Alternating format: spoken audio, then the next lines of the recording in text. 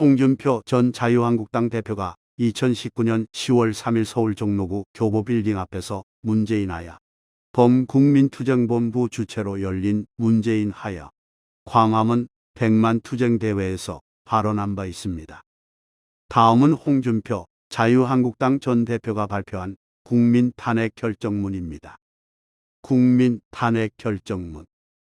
사건 2019년 대통령 탄핵. 청구인 대한민국 국민. 피청구인 대통령 문재인. 선고일시 2019년 10월 3일 15시. 주문. 피청구인 대통령 문재인을 파면한다. 이유. 1. 판단. 대통령 문재인의 직무 집행에 있어서 헌법과 법률 위배 행위에 대해 국민의 이름으로 심판한다. 내란의 죄. 형법 제87조, 91조, 제87조 내란. 국토를 참전하거나 국헌을 문란할 목적으로 폭동한 자는 다음의 구별에 의하여 처단한다.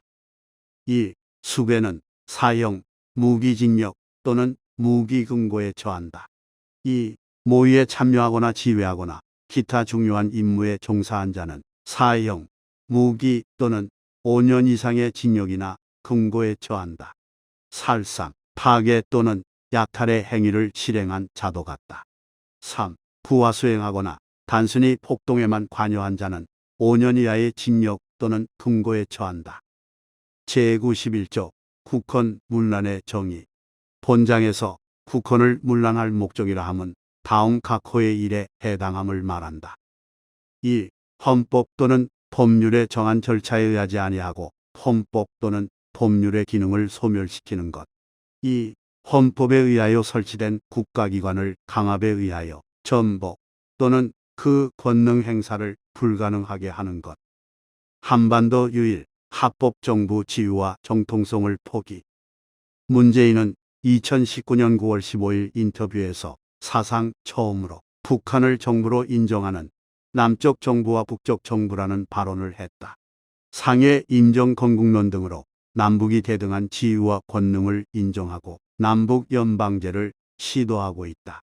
이는 헌법 제3조 대한민국의 영토는 한반도와 그 부속도 서로 한다는 것을 위반하여 국헌을 문란하게 한 것이다.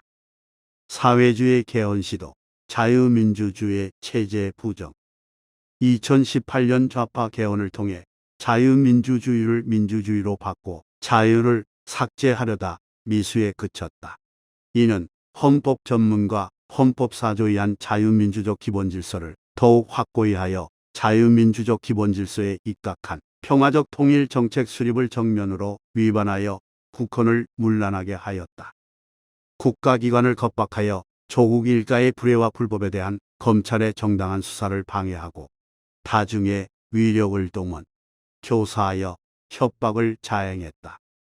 2019년 9월 28일 검찰청 앞에서 개최된 조국 수호 관제 집회는 다중의 위력으로 자행한 일종의 폭동으로 검찰을 압박하여 조국 일가의 수사를 저지하려고 했다.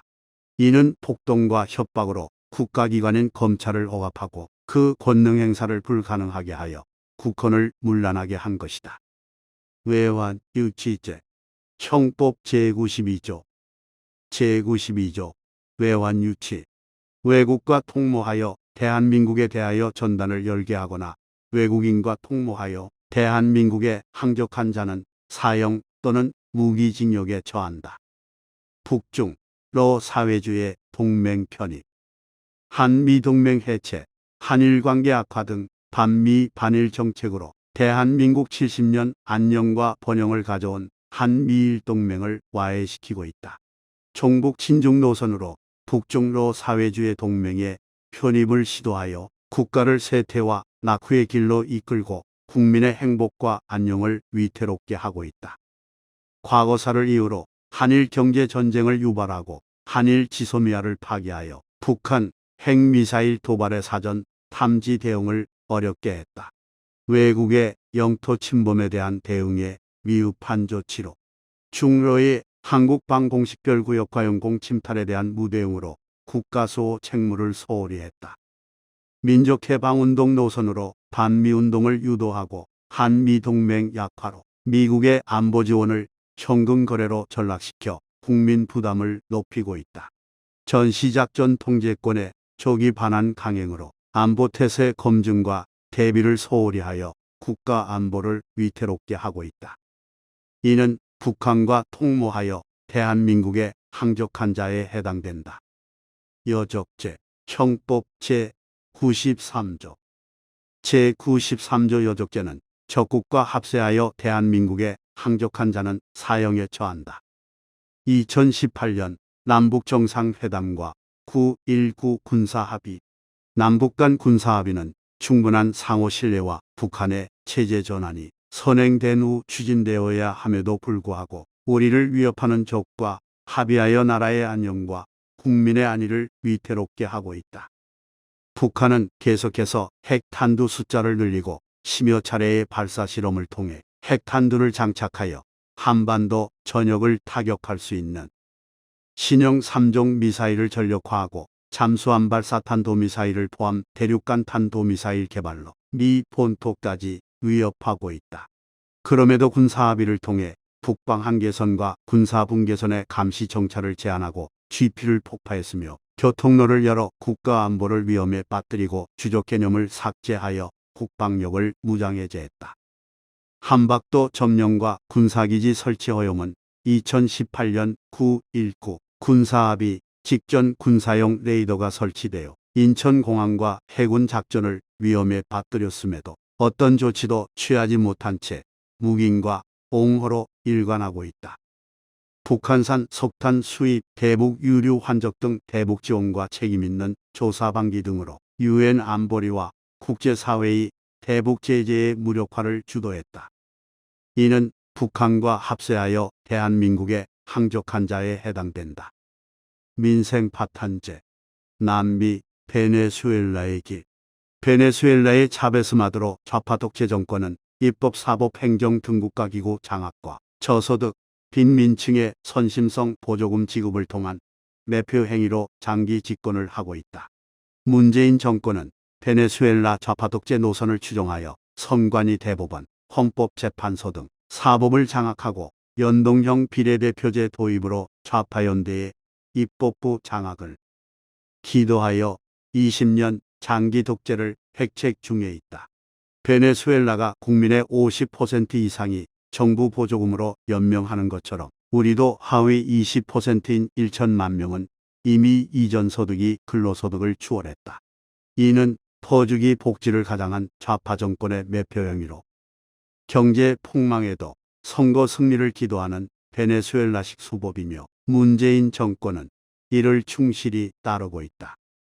반 자유시장 정책 탈원전 4대 강보 해체 등 국가기관 산업과 시설의 중단과 파괴를 시도하면서 대한민국 산업과 미래 성장 기반을 와해시켰다.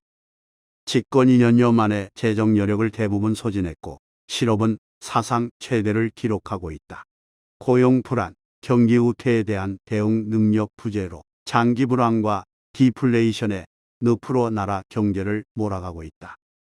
세금 폭탄과 빚 폭탄이 될 채권 발행으로 가계와 기업을 가렴주고하고 후대와 미래 세대의 부담을 늘려 민생을 도탄에 빠지게 했다. 개인과 시장에 대한 정부의 규제와 개입을 확대하여 자유와 창의를 짓밟고 성장과 번영, 국부 확충을 방해하면서 사회주의 경제로 나라를 이끌어 가고 있다.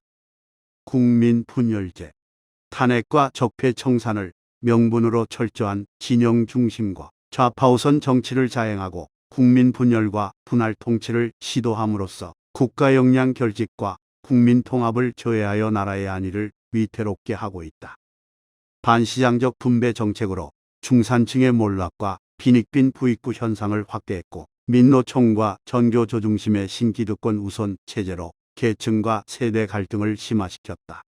광장에 촛불을 내세워 정권의 실정을 감추고 불의와 불공정을 정당화하고 왜곡된 여론과 친문 진영을 동원하여 겁박하는 조폭 정치를 자행하고 있다. 조국 사태처럼 자기 편이면 범법자도 옹호함으로써 대한민국을 도덕과 염치를 저버린 반문명 봉건과 야만의 나라로 전락시키고 국민의 대통령이 아니라 단순한 좌파 진영의 수장, 당신들의 보스에 불과해졌다. 언론과 문화에 기울어진 운동장을 활용하여 반헌법적 사상과 사조를 퍼뜨리고 협동조합과 공유의 사회주의 경제 가치를 강조하며 자유와 경쟁의 가치를 소홀히 했다. 드루킹과 같은 조직적 여론조작을 자행하고 편향된 여론조사로 국민 여론을 호도하여 이 나라를 괴벨스 공화국으로 끌고 가고 있다. 피청구인 파면 여부.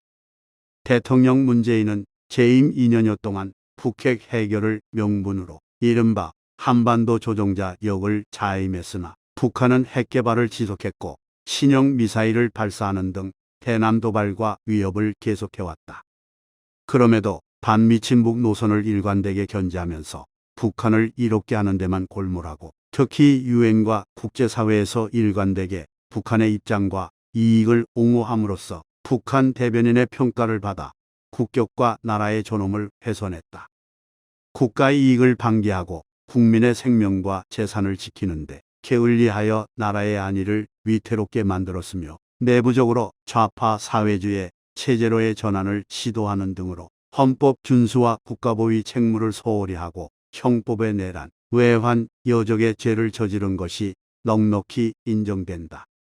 자유시장 경제 원칙을 우선으로 하는 헌법에 반하여 반시장적 반자본주의 경제 요소를 강제적으로 도입하고 철저한 진영 중심과 좌파 세력 우선 정치를 통해 국민 분열을 조장하고 분할 통치를 시도함으로써 국민 통합을 조회하여 나라의 안위를 위태롭게 한 사실도 분명히 인정된다.